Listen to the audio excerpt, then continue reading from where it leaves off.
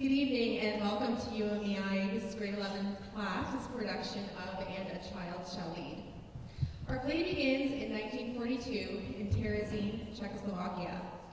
Unlike other plays, this is not a story. It is an interpretation of real historic events. The Nazis established Terezin as a hybrid concentration camp and ghetto. It served two purposes: a place to keep the Jews until they were shipped to extermination camps like Auschwitz, and as a propaganda tool so that the Nazis could trick the outside world into believing that they were treating the Jews well. The conditions in Terezin were deliberately designed to hasten death, often through starvation or the rapid spread of disease. Of the 160,000 people that passed through Terezin between 1942 and 1945, 15,000 were children. Only 100 of those survived the war. However, as the more prominent and wealthy Jews were sent there, Terezin was known for its rich cultural life, including secret concerts and a secret school for the children. When Terezin was liberated in 1945, hundreds of drawings, poems, and articles were discovered hidden in the walls or under floorboards. Whether this was an escape from reality or a spiritual resistance to the Nazis, these artifacts, which are woven into the play, remind us of the hope and beauty that is found within humanity, even in the darkest of times. I hope that our production of And a Child Shall Lead will inspire you to speak out against the injustice we still see today, to build bridges of understanding and love with our neighbors, and to work every day just a little bit harder for peace.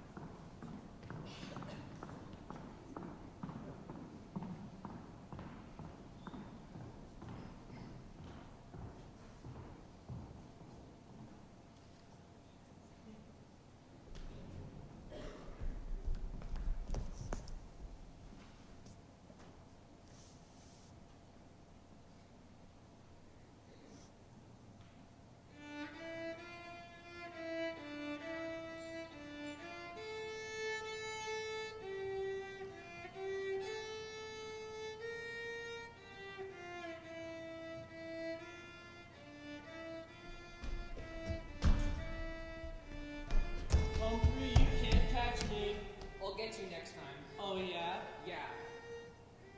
Hey, Pablo, come play hide and seek. Music won't keep up your strength. Couldn't you at least play a happier song? Pablo. Where are you going? We're in the middle of the game, and you're in. All right. No one else is gonna get past me. Oh, yeah? Yeah. Hey, Miasa! Quick, Hurry, you can't catch me! Hurry! Why you? You can't catch anyone. There's still Eva. Whoops, I'm away from home base. You better watch it. No, you better watch. Yay! You're in again. You're it. No, you're it. That's not fair. You were away from home base. But the game was over. No, it wasn't. He didn't start counting again. But Elena's right. Ready? I don't want to be in. Those are the rules. Eva, I'm hungry. We're going to play again. But I'm hungry. Start counting. All right, but that's not fair. 1, 2, 3, 4, 5. It's right. Empty or full? I can't see from here. Give me a minute. I can't see. It must be full. There weren't any transport notices. More people? There's not enough room now. Or food. I'm going to see what's going on. We're in the middle of a game. You can't get us when you're it. I don't care. We're not allowed near the trains. Let me go. You could get shot. Don't worry, I know how to hide. Okay, you hide and I'll be it. That's not what I meant. Eric, Eva, don't go. I'll be it. 1, 2, 3. You better hide. Come on, Yana. You can hide. 4, 5, 6, 7, 8, 9.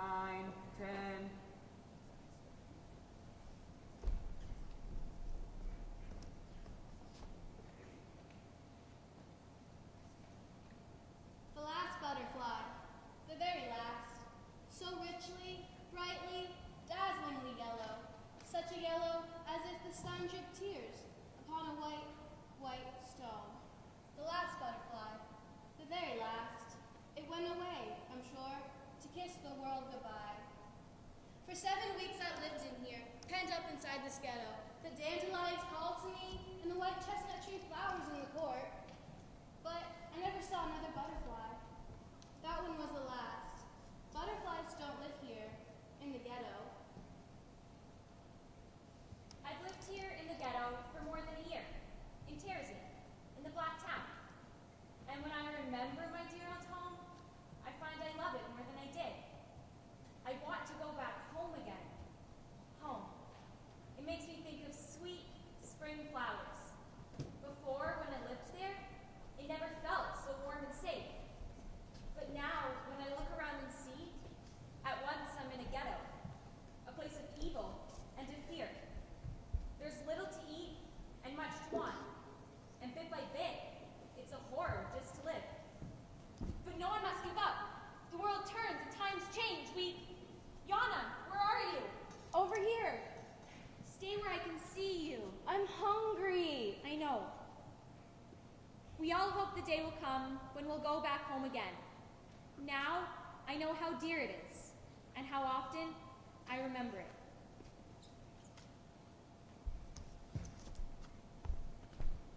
Yana Halarova, 6, Barrack L310. Eva Halarova, 14, Barrack L310. Miroslav Weiss, 15, Barrack L318. Lily Strauss, 14, Barrack L310. Pavel Hoffman, 14, Barrack L318. Elena Ledorova, 11, Barrack L310. Terezin, Czechoslovakia, 1942. Barrack Kosek, 8, Barrack L318. Are you all right? Sure, I told you I wouldn't get caught. What did you see? A small transport, about 10 cars, but a lot more kids. Gabriela Winterova, 12, 83 Chelena Street, Prague. Martin Lowy, 10, 317 Mazel Street, Prague. Not anymore. What do you mean? He means now you live in Terezin. Yes, but Life here is going to be a little different. where's my room? Your room? You don't get a room. You sleep over there with everybody else. When you Nighttime can be scary. You hear people crying and screaming. And guards shouting. There must be some mistake. There's no mistake. You don't understand. I want to speak to someone in charge. I'm Martin Lowy. I didn't do anything wrong. They came into our house. They chased away the servants. They made us get into a line, and I tried to tell them, but no one would listen. I was separated from my parents. I was pushed into a boxcar with all these people I didn't even know.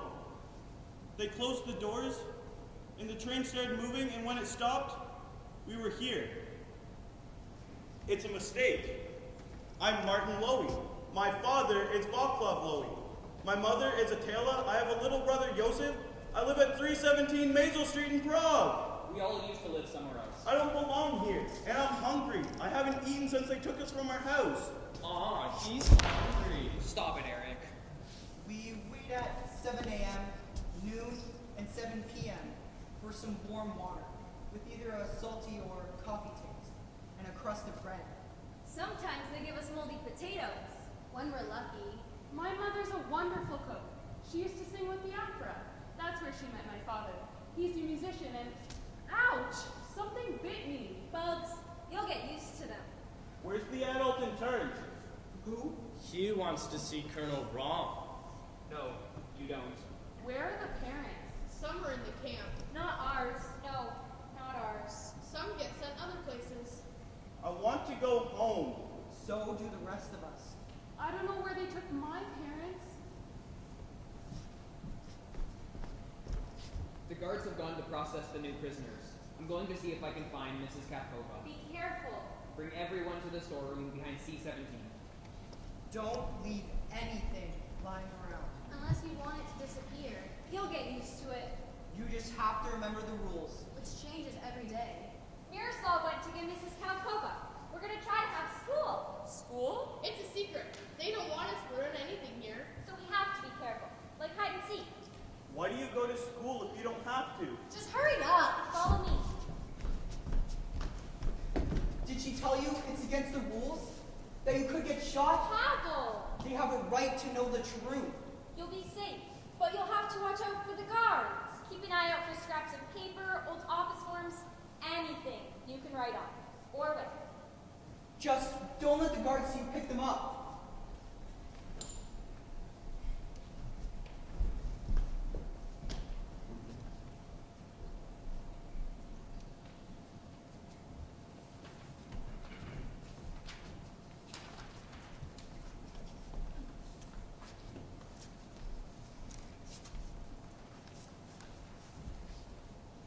You came. Yeah. You have to be very careful all the time. Do you have school every day? No, sometimes it's too dangerous. Where's Miss Kafkova? She won't be coming anymore. You mean she's dead? Yes, How? shot. For what? Does it matter? I want to know. No one would tell me. No more school. Aaron, She was my friend. I saw a man shot. He wouldn't get on the train. For a second, it looked like he was flying. I wonder if it feels like you're flying. Did they find out about the school? I don't think so. You don't think so? Were you followed? No. You put us all in danger. What are we going to do? We're gonna stop breaking the rules. We're gonna stop this stupid school. We're gonna stop giving them reasons to kill us. They don't need reasons. Mrs. Kapkova isn't dead because of the school. The school is what kept her going, and we're going to continue it. What? How? Who's going to be the teacher? I've got her books. We can teach each other. You're crazy. We'll meet in the barracks from now on. It'll draw less attention. So we won't even be safe there. We'll be careful. Someone will always be watching. And later, we'll go through the books and see who can teach what. Today, I'll start with a history lesson. No. Today should be for poetry. Poetry? We don't have time for... Miss Kafkova loved poetry. She helped me and Eric write a poem. History, poetry, you'll get us all killed. Terrible. Don't worry, I won't give you away. Maybe he's right. We've got to keep our minds alive. Read the poetry. I'll stand guard. We'll read our poem. Okay. The little mouse. But quietly. The little mousey sat upon a shelf, looking for a flea deep in his fur, but he couldn't catch it. Grr. He turned and wriggled, knew no rest. That flea was such a nasty pest. His mommy came and searched his coat. She caught the flea and off she ran to cook it in a frying pan. Then she called to the little mousey, "Come and see, for lunch you got a nice fat flea." Are you writing a poem? No, just drawing. Do you want to show it to the others? Then who's next? Can we read our poem? Please, let's give someone else a chance. I wrote a poem. Good. The poor thing stands there vainly. Vainly she strains her voice. Perhaps she'll die. Then can we say how beautiful the world is today? I don't like your poem. Mine's called Bird Song. She doesn't know the world at all, who stays in her nest and doesn't go out. She doesn't know what birds know best, nor what I want to talk about. That the world is full of loveliness, when dewdrops sparkle in the grass, and earth's aflood with morning light, a blackbird sings upon a bush to greet the dawning after night. Then I know how wonderful it is to be alive. Go to the woods someday and...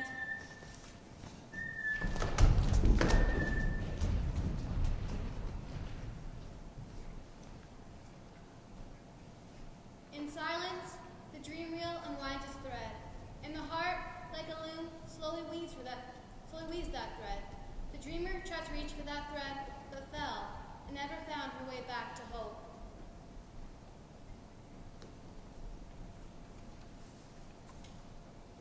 Dear brother, I know it may seem strange that I am writing to you, since I don't know where you are, and couldn't mail this letter even if I did. But I will write you anyways, and save these letters until we see each other again. I am in Terezin, Barrack L 318. It's about 60 kilometers away from Prague, and it used to be a fort, but not anymore. There are many adults and many children. The older children have to work in underground factories during the day. But we have a secret school where we study and write and draw pictures. I like drawing the best. We aren't given paper. But yesterday, around dusk, I saw a soldier throwing out some old office forms. I hid for a long time until I was sure he was gone. Then, I snuck over to the barrel, grabbed the forms, stuffed them in my shirt, and made it back to the barracks. The forms have German writing all over them. I'm not sure what it says, but the backs are blank. I wish I was back home with you and Mommy and Daddy. I don't like it here. The other kids make fun of me, but at least I can draw. I drew a picture of our home in Prague, so I'll remember it. And I'm drawing a picture of me and Terezin for you, so you'll remember me. See you soon. Love, Martin. Since Mrs. Kapkova was murdered, we've realized that we can run the school by ourselves. There must be other things we can do too. Eva, yes, I miss Mommy and Daddy. So do I. He's going to play. Where did they go? I don't know. She's watching me again. When will we be together again? I don't know. When? Someday. When? Soon. When? When I grow up, I'm going to be a Nazi. Why Then did I'll be they- treated well? Why did they take us away? We've been through this. Why? Because it's the law. Why? Because we're Jewish. Why? Because we were born Jewish. Why? Enough, Nana. The Germans started making a film here yesterday. Propaganda to show the outside world. I heard a bird singing. Another spring. The Fuhrer presents the Jews with a city. Is it possible the world will believe their lies? Eva, yes, I love you, and I love you. Can you tell me a story? Not now. Please? Martin, Eva, Stay here. I've got an idea. Come on. Fine. Well, Once upon a time, there was a little girl. a little boy. Whose story is it? Yours. Dear diary, this morning I stood looking out at the countryside through the fortress walls. The blue of the river, the red, yellow, and green of the spring wildflowers and butterflies, Once upon a time, there was a little girl. the green of the mountains and the small houses far in the distance. She lived with her mother and father in a beautiful little house, far, far away. But closer, I saw a group of adult prisoners being marched away from the walls. I don't know where. They all loved each other very much. Perhaps they didn't know either. Some of the prisoners were crying. They were all so thin and gray. Will I look like that soon too? Sometimes, the little girl and her mother got into big fights, but deep down, they loved each other very much. You already said that. Shh!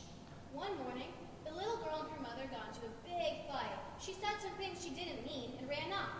Later, when she came home, her mother was gone. Later, I heard gunshots in the distance. Maybe the guards were shooting rabbits? And she never got to say she was sorry. The end.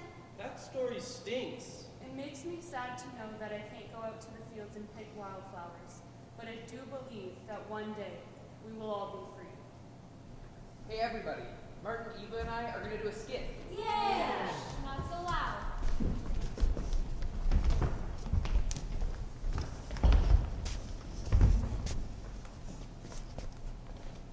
The scene is Berlin, Speak up! the office of the commander of concentration camp Terezin.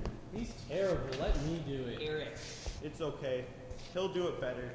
The scene is Berlin, Boo! the office of the commander of concentration camp Terezin. Boo! Knock, knock, knock. Heil Hitler! Heil Hitler! Heil Hitler! What brings the minister of propaganda to our humble prison camp? Word has it that the Jews in Terezin are not being treated well. Isn't that the point? Absolutely, but stories about their condition are being published in foreign newspapers, and that must be stopped. Yes, it could mean a whole lot of trouble. Precisely. But what can we do? We can't give them more food or improve their living conditions. That's against our anti-Semitic principles. Exactly! I agree, but we can't risk having the world believe these reports. Leave it to the Jews and their friends to ruin all our fun. Wait, I've got it! He's got it! He's got what? I don't know. We'll shoot a film. A film! You know all about film tricks, don't you? The magic of the cinema? Errol Flynn, Clark Gable, Rin Tin Tin. We'll make a movie showing what wonderful lives our guests have here in Terezin, and we'll show it to all those wretched countries that are poking their noses into our business. Wonderful. Brilliant. Lights. Camera. Action! Yay! Let's make our own film. Yeah! Pavel, why don't you be the cameraman? No thanks. It'll be fun. Okay, I'll be the cameraman. I'll be a Nazi guard. We don't need guards. Someone has to be in charge. I'll be a guard too. Me too. You'll No, just one. You'll probably mess it up. Cut it out. Ready? Action! The Fuhrer presents the Jews with the city. Terezin is a model community. Here, Jews are free to wait out the war in safety and comfort while maintaining normal everyday lives. There is no shortage of jobs here, work is plentiful, and everyone happily pitches in to do their share. Food is served family style in a large dining hall, and it certainly looks like people enjoy it. For healthy bodies, there is a constant program of athletic activities at Terezin with regular competitions. On your mark, get set, don't run too far. Cultural events take place often. The elderly can often be found relaxing in the park, just enjoying the day. I wish those children would play more quietly. Yes, they get on my nerves. When I was young, children had better manners. We certainly did. More tea? Terezin has its own independent government system, which works closely with the representative of the Reich, Colonel Rom, who ensures that the community runs smoothly. Colonel Rom makes the point of personally welcoming all new Terezin residents, in this case, a group of Jewish orphans. Yes, Terezin is a wonderful, happy place to live. A place where the Jews, thanks to the glorious Fuhrer who has given them this city, are free to live in peace away from the horrors of the war. I wish that I could fly away to somewhere very far from here, where grown-ups laugh and children play, and people do not kill each other. Maybe all of us, 10 million strong, will find that world before too long. The Germans make their propaganda movies and show them to the world, and the world chooses to believe their lies. No one's going to magically come to our rescue because no one knows what's really going on here. So it's up to us. Skits and games aren't enough. These are our lives. This is our future. We have to fight back in whatever ways we can. I want to fight. Stop it! Not that kind of fighting. Some of us write poems. Others keep diaries. And you could get shot for it. Yes, but why? Because it's against the rules. Because there's power in the written word. What if we organized all of our writings into a newspaper? Document everything going on here, the bad and the good. Fight their lies with the truth. Who would read it? Us? The other prisoners? It could be an inspiration. And maybe one day we'll find a way to get a copy to the world outside. I wrote for my school's newspaper. And I was the editor of mine. You were? We can do this, Eva. We don't have a printing press. We can handwrite the copies. You'd have to find a lot of paper. That can be your job. Who put you in charge? What? You said there are lies. So who put you in charge of that? I'm not in charge of anything. You sure act like you are. You'd rather sit around playing music and doing nothing? Playing music is something. Holding on to a bit of art and humanity is something. Staying alive is something. But is it enough?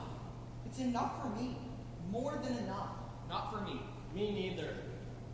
Let the grown-ups do the fighting. We are just kids. Anyone caught doing this will be killed. We won't get caught. I won't put the little kids at risk. Then you and I can put out the first issue alone. That's not fair. After the first one, it'll be each person's decision. It's got to have a name. I know. Vadem, we are leading. I love it.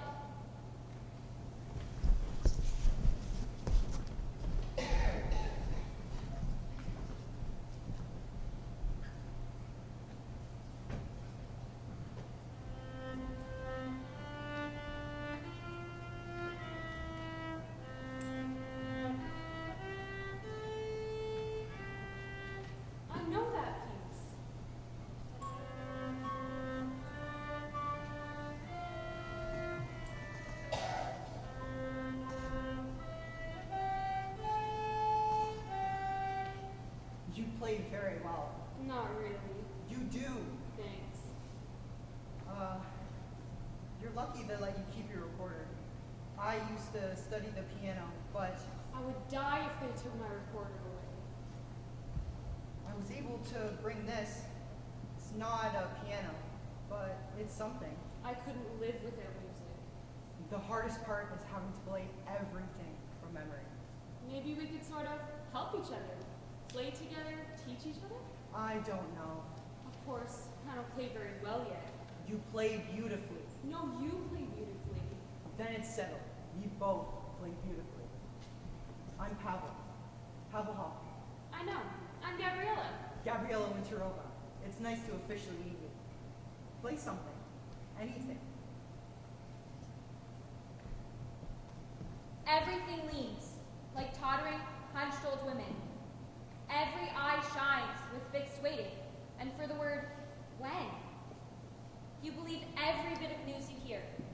The buildings now are fuller, bodies smelling close to body, and the garrets scream with light for long, long hours. This evening, I walked along the street of death. On one wagon, they were taking the dead away. Why have so many marches been drummed here? Why so many soldiers? Then, a week after the end, everything will be empty here. A hungry dove will peck for bread. In the middle of the street will stand an empty, dirty hearse.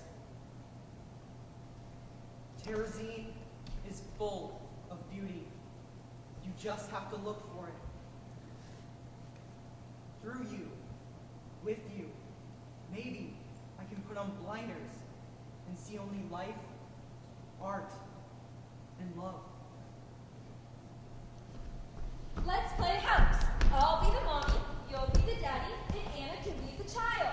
No, I want to play my best meal. My best meal is chicken soup with noodles and roasted chicken and No, potatoes. we're playing house. Now give mommy a big hug. That's a good girl. Now give daddy a hug before he goes to work. Daddy's not going to work. Why not? Daddy has a holiday. Well, if you're not going to work, then you can play with the child. She can play by herself. If you're not going to work and you're not going to play with the child, then you can help me with the housework. Alright, but first I need something to eat. Okay, what would you like?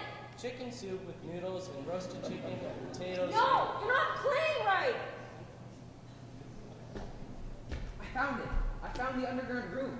I met Bertold Ordner, the blind artist. I don't believe it. You can't imagine what the place was like. The stench hits you 5 minutes before you're even there. And the filth, there were no toilets, just holes. I didn't think I'd find it at first. No one would take me. They said kids didn't belong down there. They didn't want to be responsible. But finally, an old woman gave me directions. Only, I got lost. There's hardly any light down there. But then, Eva. He lives in a place that's, I don't know, 5 by 5. He sleeps on the dirt floor. You wouldn't think anything but an animal could exist there. But when your eyes adjust, you take a look around, and the whole place is full of these beautiful little sculptures. He makes them out of bits of wire and garbage that people bring him. He was so happy to speak to me. Did you take notes? It was too dark. Here, do it now, before you forget anything. I think Miroslav's newspaper is a good idea. They're gonna get themselves killed. If you were writing an article, what would it be about? I wouldn't. I would write about us, finding each other here in this place, playing our music together in spite of everything. Are we going to play or not? I want people to know about this. I asked Bertold Ordner, do you wish you weren't blind? He thought for a long moment before responding, sometimes, but other times, I find my blindness to be a blessing. You don't need eyes to think, and when I concentrate, I can think myself away from this dirt and filth and travel to beautiful places. It's going to be a wonderful article. Have you finished your editorial? Almost. Can I play too? Sure, you can be the older brother. Go take your sister for a ride in her wagon. Where is it? You have to pretend. Don't you know anything? Don't talk to our son that way. Now you watch the children while I make dinner.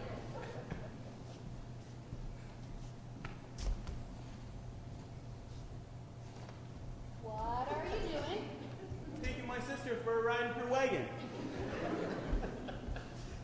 Just pretend, Elena. I'm not Elena, and Jews don't have wagons.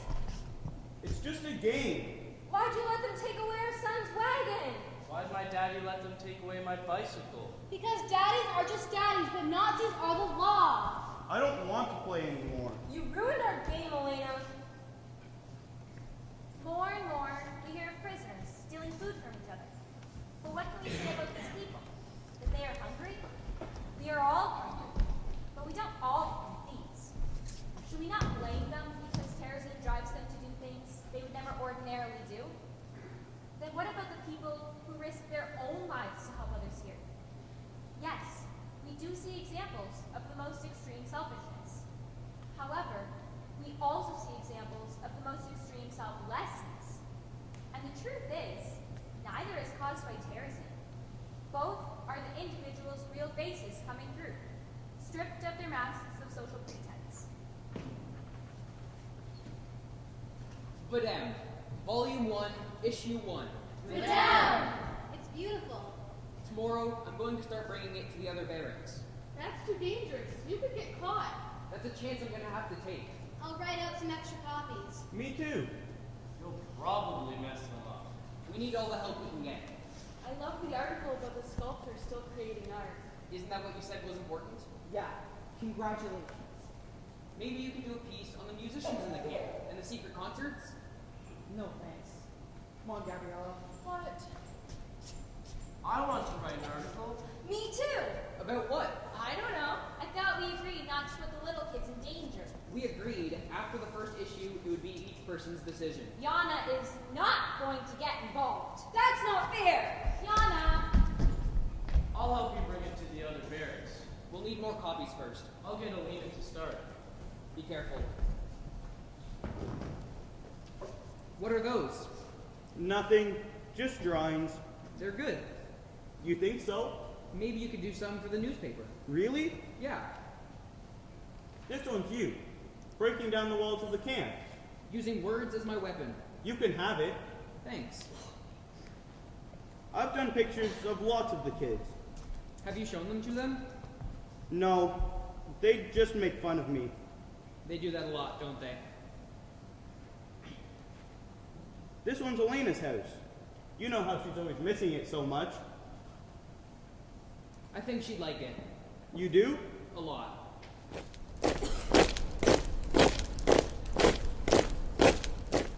Just be careful the guards don't see any of those. Don't worry, I have a special hiding spot. Good. Why can't I help on the newspaper? Because I don't want anything bad happening to you. Because you promised Mommy and Daddy, and because I love you.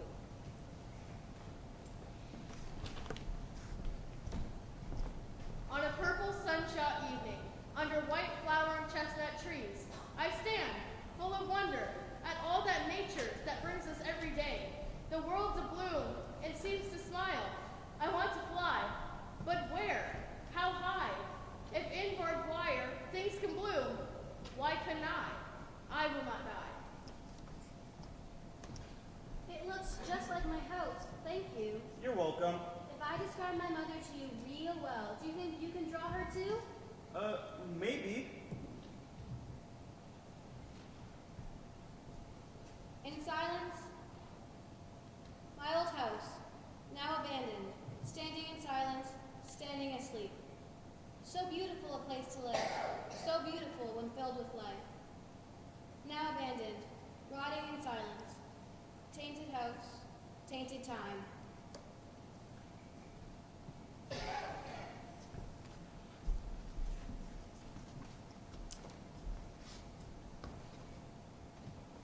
Baruch atah Adonai Eloheinu melech halam asher kijanu b'mitzvosav v'sivanu b'chalimer shel Shabbat. Baruch atah Eloheinu melech halam hamasi lahemi haaretz. Twilight, only a dream-like whisper of prayers as day journeys to evening. Two flickering candles weep their tears of wax. Rustling pages, the breath of prayers, a breeze. Sabbath, the day of stillness, comes. We have known such a longing for centuries. We are waiting to find our home again.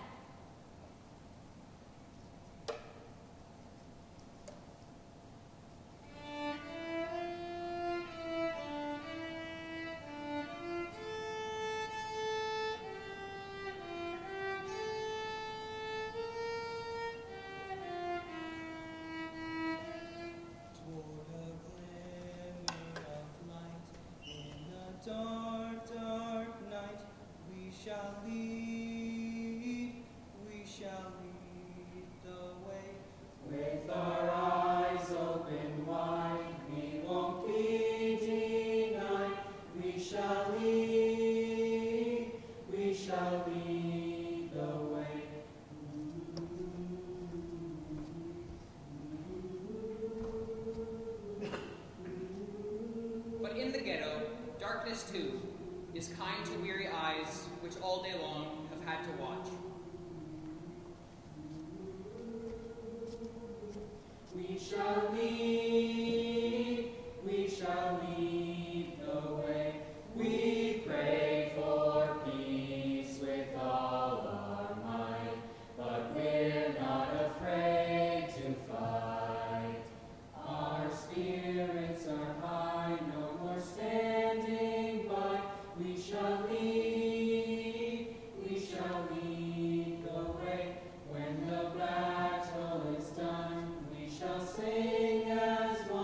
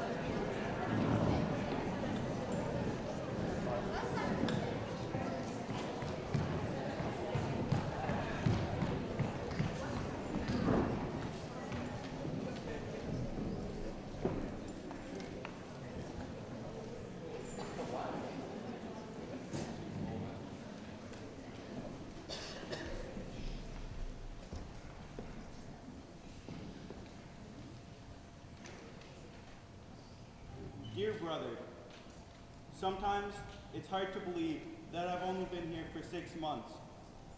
My memories of our life in Prague have become more and more like a dream, like a story I was once told, but that never really happened. I don't remember ever not being hungry. I don't remember ever not being frightened. But the scariest part is, it's becoming harder and harder to remember what you and Mommy and Daddy look like. I try to draw you all. I close my eyes and I try to picture your faces, but I can't. Would I recognize you if I saw you? Would you recognize me? A lot of work is being done around the camp. Buildings are being painted, new structures seem to be being built, gardens are being dug.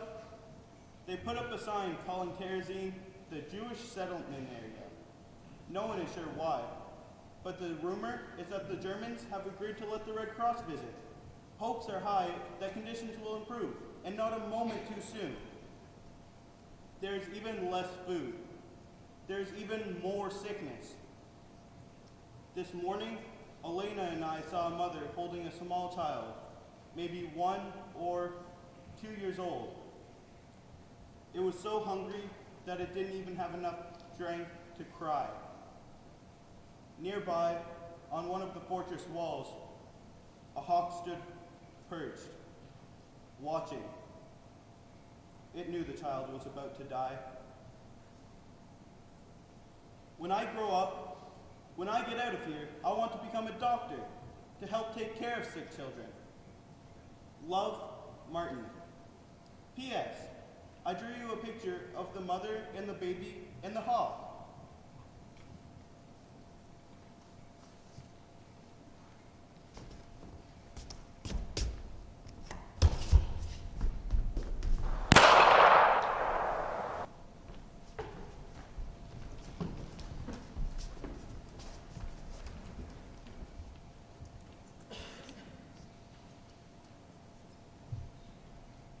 Martin Lowy was executed today.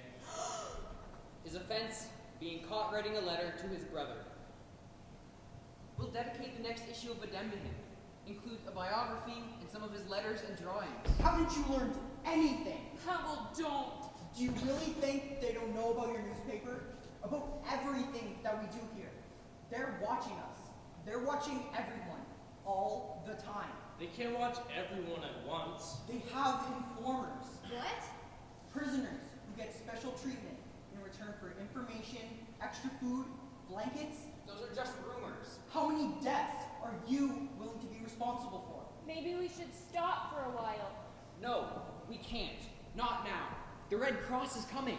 This could be our last chance to show the world what's really going on here. We've got to put out even bigger issues of Adem, filled with as much information as possible. So we can get them to the delegations, so we can let them know the truth, so they can take them away with them and show them to the world. It's too dangerous now. We don't have a choice, Lily. I'm going to do this even if I have to do it alone. I'll help. Me too. You're right. We don't have a choice. So will I. Do you really want to be the next martyr? We have to, Pavel. Eva, If I get caught, what will happen to Yana? what will happen to her if we sit back and do nothing? Look at us. Is this how anyone should be forced to live?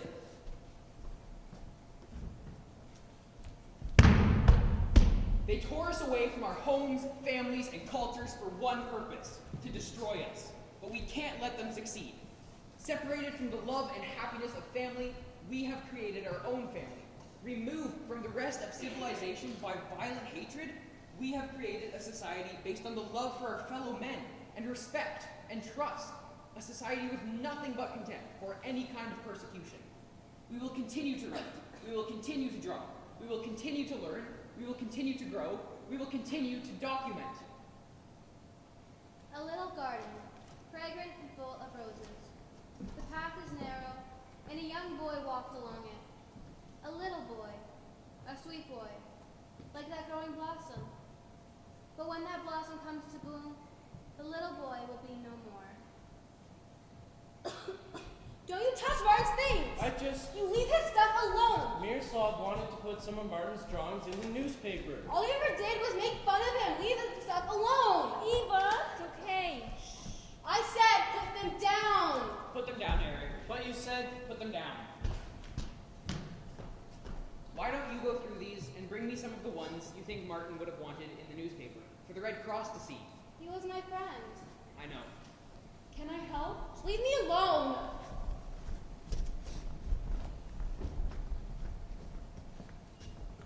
The heaviest wheel rolls across our foreheads to bury itself deep somewhere inside our memories.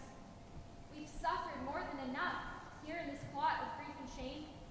A 4th year of waiting, like standing above a swamp from which any moment might gush forth a spring. But instead, the rivers flow another way, not letting you die, not letting you live. And the cannons don't scream, and the guns don't bark, and you don't see blood here. Nothing, only silent hunger. Children steal bread here and ask and ask and ask, and all would like to sleep. Keep silent and just go to sleep again. The heaviest wheel rolls across our foreheads To bury itself deep somewhere inside our memories.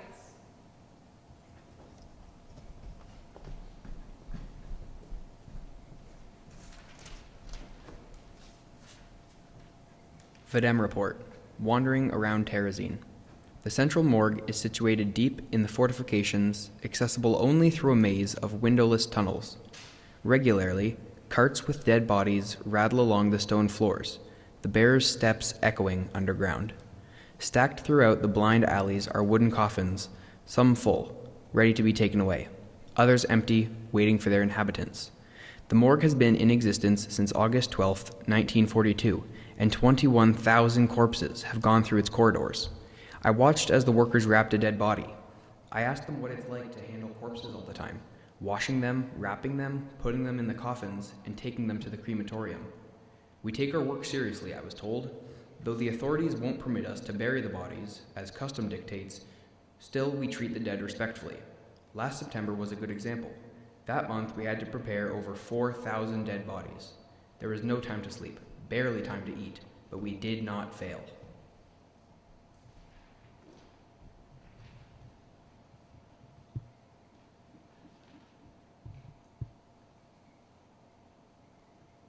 My hand is getting a cramp. What if we die here? Eva, We could, I know, but I try not to think about it. but what if we did? Wouldn't it be horrible to die, you know, without ever being kissed? Eva, what if Yana heard you? I'm tired of worrying about Yana. We're young. We're supposed to be having fun. Supposed to's don't matter anymore. You're right, they don't. So, wouldn't it Wouldn't it what? be horrible? I guess. What if Pavel asked you? He wouldn't. But what if he did? Do you think about it? I don't know. I think about Miroslav. Oh, I know. What do you mean? The way you look at him. Did he ever say anything to you about me? Once. Really? What? He told me to watch you.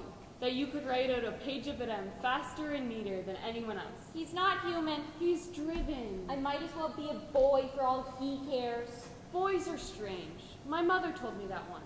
She said if you're interested in one, usually you have to be the one to speak up. Maybe I will. Will what? Speak up. So, So what? you never answer. Do you think about it? We're falling behind. Do you? Yes. And sometimes I wish you would ask, but I wouldn't say yes. neither would I wouldn't. Wouldn't what? Are you all right? I found some more paper. Thanks. We should get back to work. You wouldn't want to disappoint Miroslav.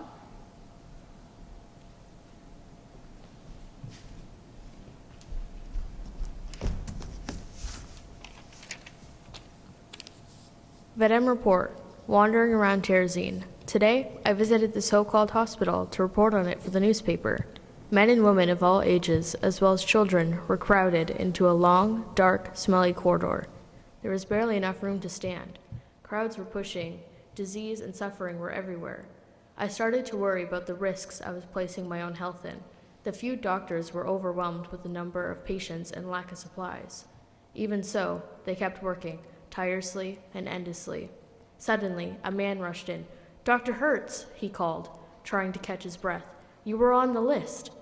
"What list?" Dr. Hertz asked, still working, not even keeping his eyes from the patient. "The Polish transport," the man answered. "You're leaving tonight." Dr. Hertz stopped. He is one of only a handful of doctors in the camp. For a short time, the entire area was filled with a death-like silence. Finally, Dr. Hertz spoke. "Then I'll have to work fast. There is much to do here." He worked right up until the moment he had to leave for the transport.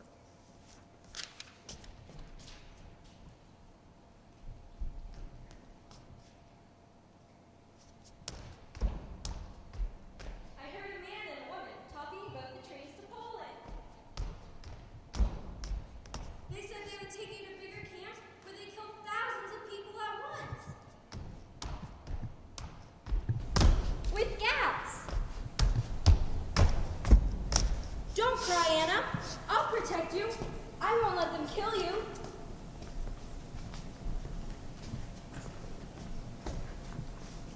That's great! Where did you learn it? From my father. He and my mother used to go out dancing all the time, and before they'd go out, they'd save one dance for me and my brother. We'd had such fun. And the next morning, I'd make her tell me everything they did, and who was there, and what they were wearing, and what music was playing, and she would. And then she'd say, "Just you wait, Gabby. When you're a little older, boys will line up to take you dancing every night." My parents were very strict. I mean, they loved us, but they were just old-fashioned. Could you teach me that? What are you doing sneaking up on us? Will you teach me that? Yeah, sure. Here. You start like this. No, the other foot. And then you just go. Maybe we should stop for a while. Why? You don't want to get sick. Martin didn't get sick, and he's dead anyway. My parents didn't get sick, and... What's the difference? You could have been nicer to her. I don't like her. She scares Yana. Does she scare you too? Come on, let's dance some more. No, Miroslav's waiting on our articles. Just a few more minutes. Pretend I'm Pavel. Eva. Dam report. The old woman. A March storm has covered everything with snow. This afternoon, I stood watching the people. It was very cold out, but it was just as cold inside. I saw an old woman with white hair and a torn scarf. She kind of looked like my grandmother. It's funny, I haven't thought about any of my family for a long, long time. The old woman walked quickly and carried a metal dish. She must have been going for her lunch. Suddenly, she slipped on the icy pavement. She hit her head and didn't get up. Some other prisoners tried to help her, but she was dead. My feelings are never very emotional, but later on, when I thought about the old woman and about my grandmother, I felt like crying.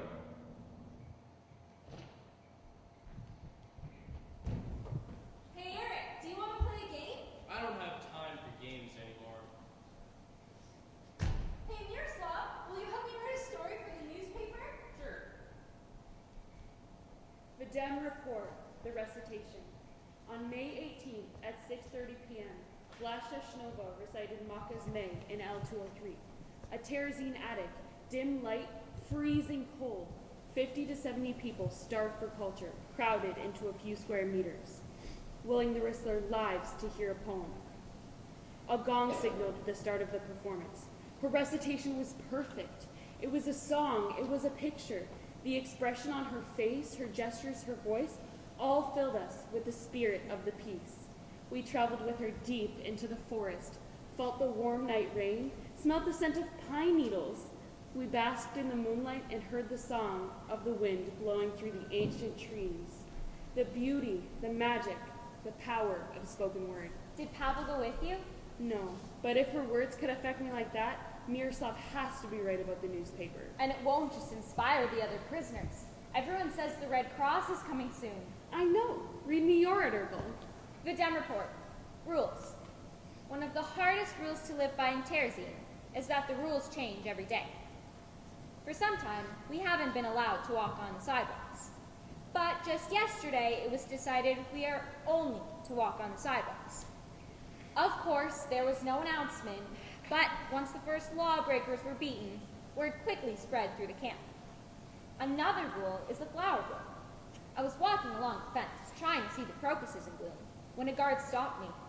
He didn't look much older than me. Someone's coming! Pavel, you scared us. We were supposed to be practicing. I waited and waited. I'm sorry, I lost track of time. I told you not to let them talk you into this. Nobody talked me into anything. I wanted to do it. Why? So you can end up like Martin? I could end up like Martin by walking on the sidewalks the wrong day, or by picking a flower. What if the next rule is that we can't play music, or sing, or whistle, or hum? I just don't want you to die. Are we really living if we can't even ask an adult for music lessons? Or if people have to sneak into an attic to hear a poem recited? Pavel! Start with the Dem report. Then what? Just tell me the story, and I'll write it down. I saw a man sitting on the ground. What did he look like? He was very old and skinny, and he had a long gray beard that went all the way down to his lap. Anything else? He only had one tooth. This one. Good. Why was he sitting on the ground? There was nowhere else to sit. He was trying to eat his crust of bread, only he couldn't because it was too hard for his one tooth to chew. But he kept trying. I told him that some of my teeth fell out and that new ones grew back. Miroslav, wake up! I'm awake. Isn't my story good? It's fine. I'm just very tired. If you want, I can sing you a lullaby. You can hold my doll. What are you doing? Miroslav's helping me write a story for the newspaper. What? No, I told you, she's not getting involved. She's too young. I want to do it, Eva. It's her decision. I'm not a baby anymore. What happened next? I told him I was sure he'd grow new teeth too.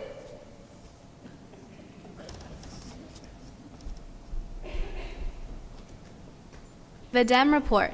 The typhus epidemic that is raging through Terezin claims more and more lives. The rumor is it was deliberately started with the transport of infected prisoners that the Germans scattered throughout the camp. It's more economical than transports to Poland.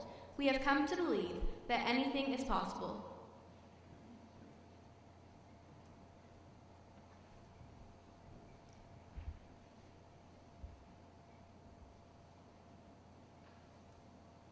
Have you got a plan to get our papers to the Red Cross? I'm working on it. What about my report on the factories? Are you putting it in the next edition?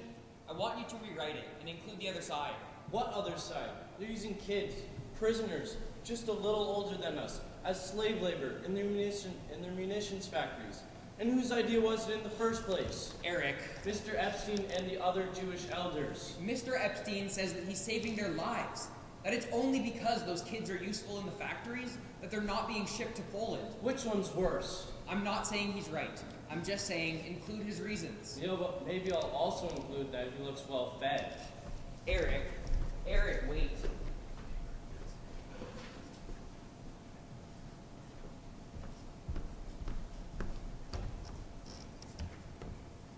The Dem report. The big joke.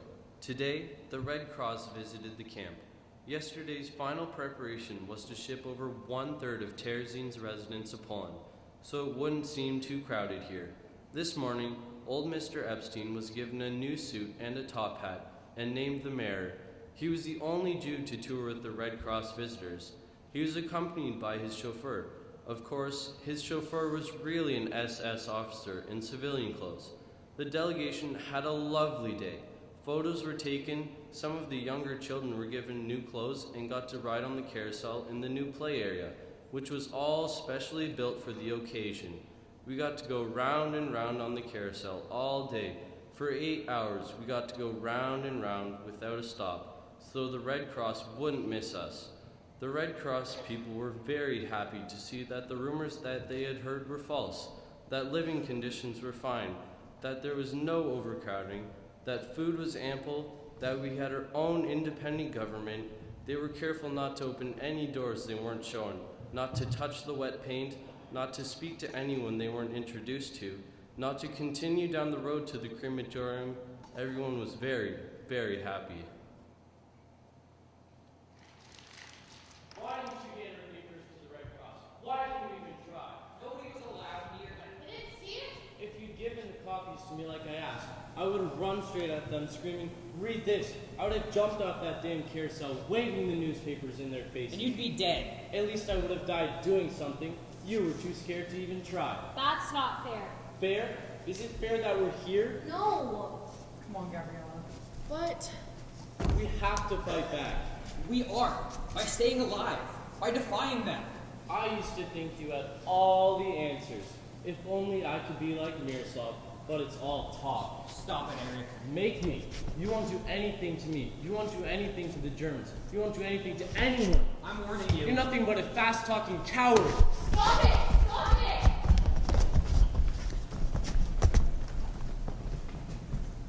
Close your eyes. Pavel. Close your eyes. Okay. Now put out your hands. Happy birthday. You remembered. How did you? Where did you? It was growing by the wall, But that's against the rules. You could have been. but I wasn't. It's beautiful. And now I'm going to take you dancing Dancing? Where? at the most beautiful restaurant in the world with the most wonderful orchestra. Close your eyes again. The waiters are in their tails, I see it. and the tables are beautifully set With flowers. and silver. In fine china? The orchestra has begun playing. A waltz. I love waltzes. May I have this dance? Certainly.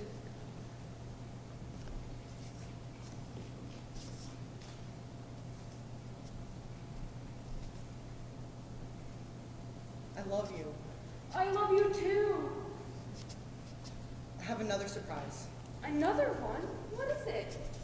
Videm report. Pavel. Months ago, Gideon Klein discovered a grand piano in the old school garret. It appeared not to have been touched in over 50 years. Since finding it, Mr. Klein has spent his every free moment restoring the instrument. He broke many rules, took many risks, but the result is he's going to be able to play a concert in the garret for as many people as can squeeze in. The opportunity, Mr. Klein said, to give a gift of his music to his fellow prisoners makes all the risks worthwhile. The concert's tonight. Will you go with me? Of course. It doesn't start until 7 o'clock, but I want to be sure to get in. The garret isn't very big.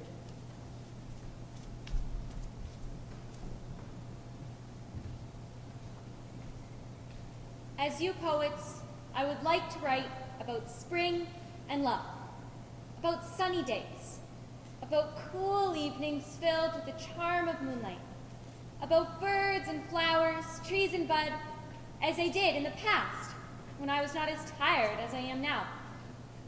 As you, I would like to say goodbye to summer, to the bright sun whose rays do not get through the bars, or to caress withering buds for a while. But I cannot. I cannot. I am in prison.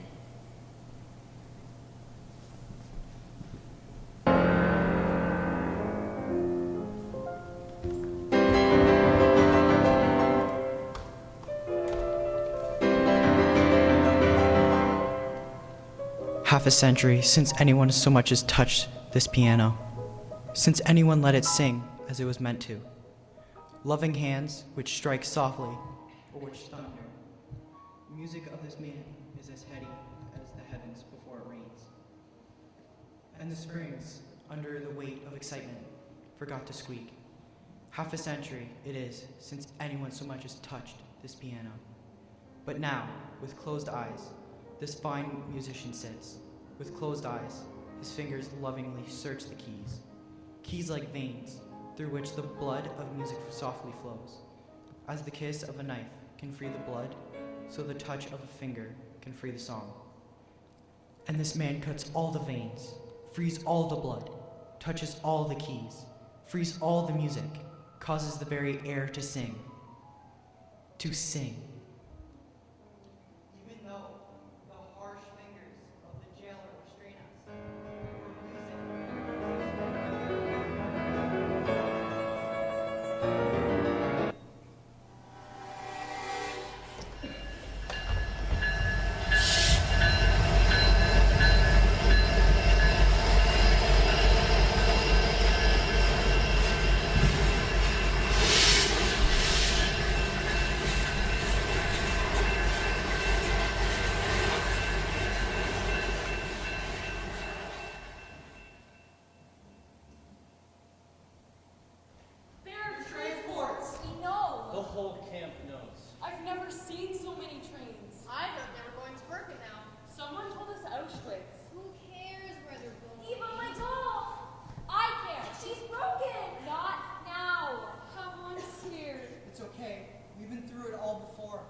like this we haven't. They say they're going to ship out the whole camp. The whole camp? They who? Everybody. They say the Allies are getting close, and they want to speed up the killing. They've been wrong before. They could be wrong again. Not this time they are. Eva, she's broken! I'll fix your doll. Everyone says that the war is ending, that the Germans are about to be defeated. And they don't want any survivors. A man who knows someone who works for the Secretariat told me the same thing. He said his friend overheard a guard say that things will go badly for them if there are witnesses. Exactly. It will go just as badly if Allies discover camps full of bodies. Which is why they're shipping everyone to Poland, where they can use the mass crematoriums. We don't know that. Otherwise, they just machine gun us all here. Kamu! Somebody knows somebody who knows somebody who knows something. They're all just rumors. But what if they're not? What if we're on the list? We've got to hide our work. All of it. The poems, the drawings, the newspaper. We can't bring any of it to Poland.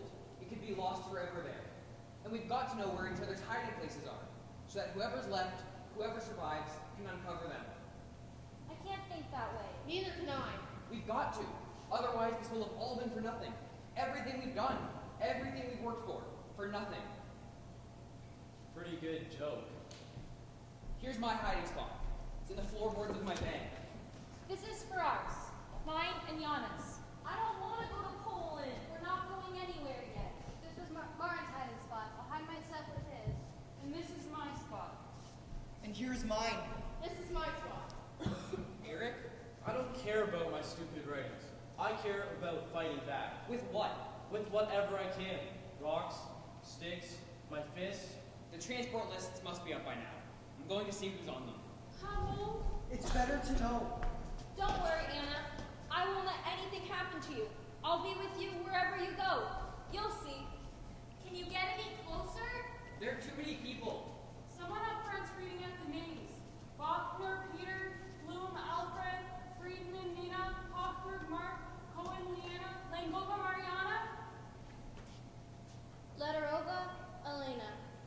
Meyer, Erica, Picova, Hannah, Breitling, Franz, Stein, Milan, Weinberg, Joseph. Vice Miroslav. No! Maybe you were right. Maybe we should have been fighting.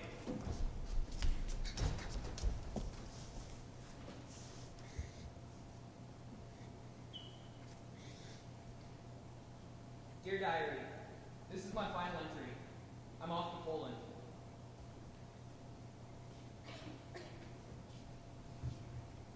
Ready? I love you.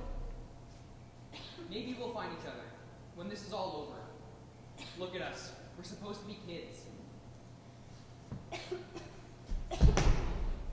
Let's play My Best Meal.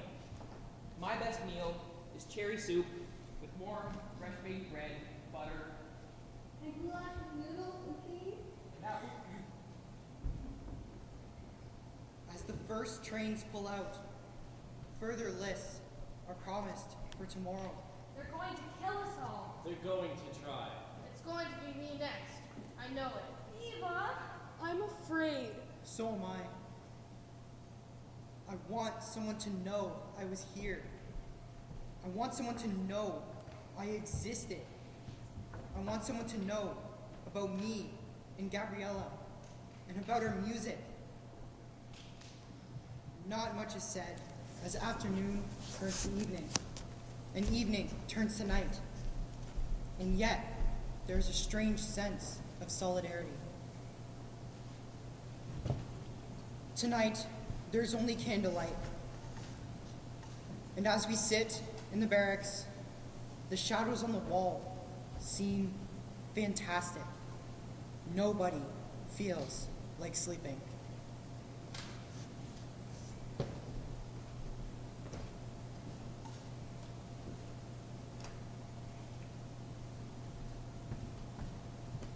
I'm afraid of Poland. I see my mother's worried eyes searching for me. Over and over, I see Miroslav carrying Elena to the trains. What will tomorrow be like? Destroyed people marching along the street. The children are quite pale. They carry backpacks. It's a foolish transport. The old are going, the young are going, the sick are going, the healthy are going, and they don't know if they will survive. The A transport has left. More are leaving. Thousands have died, but it's not enough. The German weasel wants more blood. We have to fight back. We have to prove we're not sheep.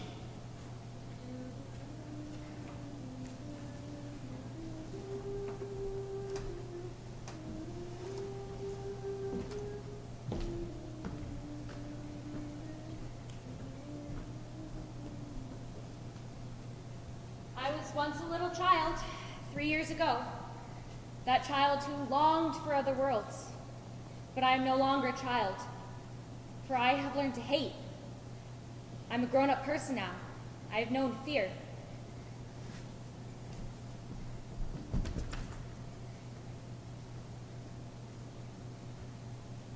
But anyway, I still believe I'll only sleep today, and that I'll wake up a child again, and start to laugh and play. Somewhere far out there, childhood sweetly sleeps. Along that path, by the trees. There, by that house, which was once my pride and joy. There, my mother gave me birth to this world, so I could weep.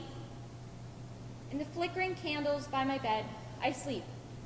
And once, perhaps, I'll understand that I was such a little thing as this poem. Those 30,000 souls who sleep among the trees will wake, open an eye, and because they see a lot, they'll fall asleep again.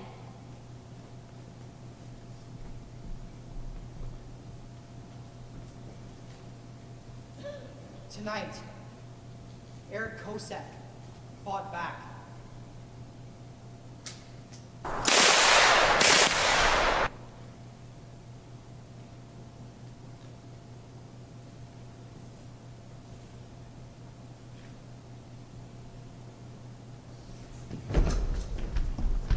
The residents of barracks L310 and L318 present The Snow Queen, written by Eva Helarova and Miroslav Weiss, from the story by Hans Christian Andersen. Puppets made by Yana Helarova, Gabriela Winterova, Lily Strauss, Elena Lederova, and Pavel Hoff. Once upon a time, there were two little children, Carl and Gerda. They lived in a big city in little garrets across the alley from each other, which their parents had connected by means of a roof garden. Hello, Gerda. Good morning, Carl. Do you want to play? Oh, yes. We are so lucky. Because our parents built this roof garden, we can play together without having to go outside. But be careful, Gerda. There's still a space to fall down to the street, and it's a long way down. Oh, be careful, Carl. This is so lovely. I wish we could stay here forever. Not me. I want to go out and see the world.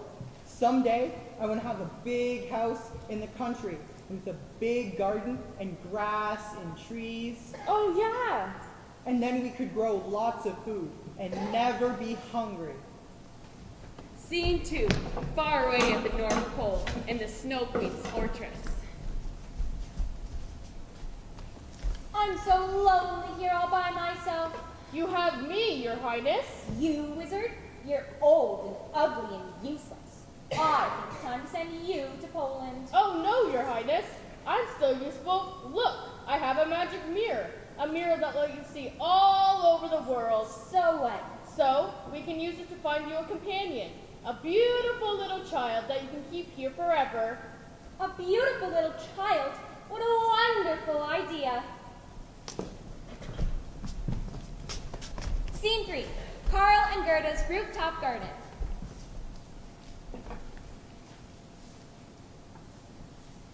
It's starting to snow. We have to go inside. Not me. I'm going to take my sled and go to the park. But you can't, Carl. That's not allowed. I don't care. I'm going. Scene 4, the park. Whee! This is fun. Do you like snow, little boy? Huh? Oh, yes. I know a place where the snow is even better. Where? I can't tell you, but I can take you there. I don't know. Come. Carl? Carl, where are you? Oh dear, I must find him. Little bird, have you seen Carl? Chirp, chirp, nope, chirp, chirp. Mr. Tree, have you seen Carl? Nope. Oh dear, I've been looking for so long. It's summer again. Oh, Mrs. Cloud, have you seen my Carl? Yes, the Snow Queen has him locked up in her fortress at the North Pole. Oh no, I must save him. I will get my friend the wind to help blow a strong gust and carry you all the way there. Ready? Yeah. Whoosh! Thank you, Mrs. Cloud. Thank you, Mr. Wind. Now I must go save Carl. Scene 5, the Snow Queen's fortress.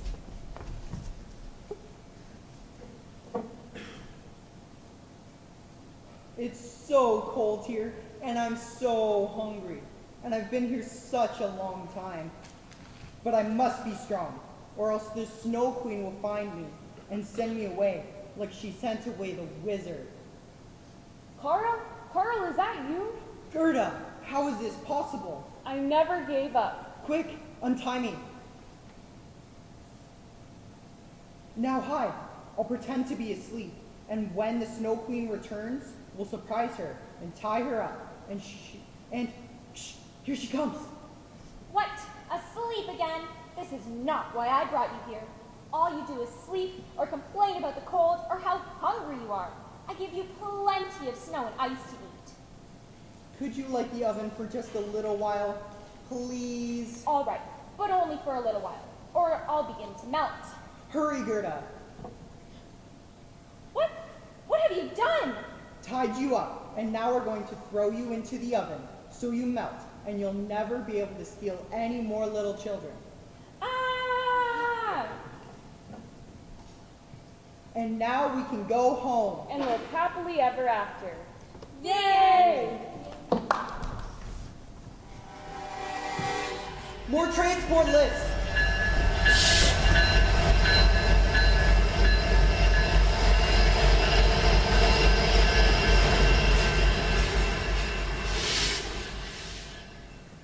Eric was right. They're shipping the whole camp out. But it's okay, because we're together, and together we can survive. Besides, it won't be for long. The allies are getting closer every day. We just need to watch out for each other and... I'm not going. What? I'm not on the list. I don't have a transport summons. But you have to, I mean... It doesn't matter. I won't let you go without me. I'll get on the train. They won't care if there's just one more kid. No! I'll take someone else's summons. You can't. You're safer here. I don't care. We have to stay together. We can't. Where's Anna? I can't find Anna! Here she is. I don't want to go to Poland. I know, but we're going to go together. Me and you and Anna. And perhaps when we get there, Miroslav will be waiting for us. And maybe Mommy and Daddy. Really? Maybe. Achtung, Achtung! Alle Insassen, die Beleg werden versammeln sich unversichtlich an der Velada Rampe. Come on, we have to go. Come on. No! I'll find you. I promise. No!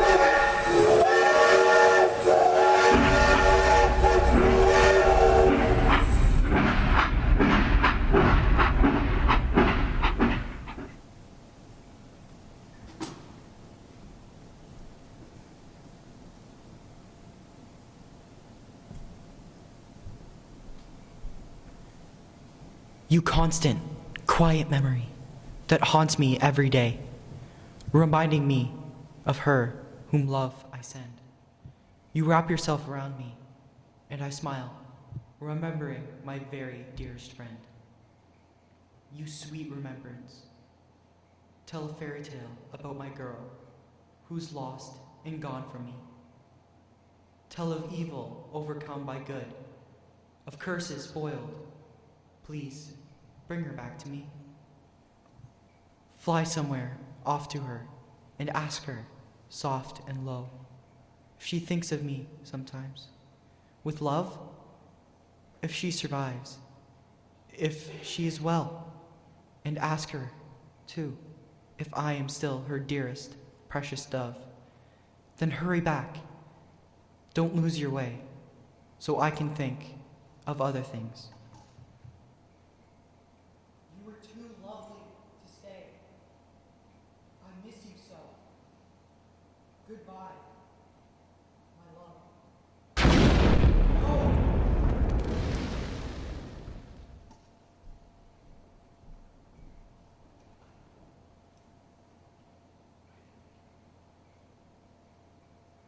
May 8th, 1945. Liberation Day. The Soviet Army has arrived. We are free. The Nazis' final act was to throw hand grenades about the camp. We are here to help you. You are free.